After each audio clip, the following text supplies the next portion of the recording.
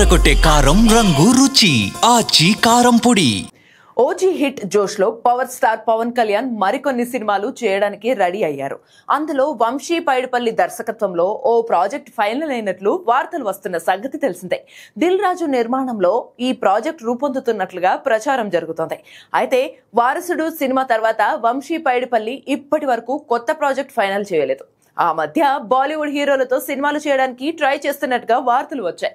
ముఖ్యంగా అమీర్ ఖాన్ కోసం ఒక కథ రాసుకున్నట్లుగా ప్రచారం జరిగింది. రాసుకోవడమే కాదు, ఆయన దగ్గరకు వెళ్లి వినిపించి కూడా వచ్చాడు. అయితే ఆయన ఎందుకో ఆ సినిమాకి గ్రీన్ సిగ్నల్ ఇవ్వలేదు. ఈ నేపథ్యంలోనే అదే కథను సల్మాన్ ఖాన్ దగ్గరికి కూడా తీసుకెళ్లాడు. అక్కడ మాత్రం గ్రీన్ సిగ్నల్ వచ్చినట్లుగా ప్రచారం జరిగింది.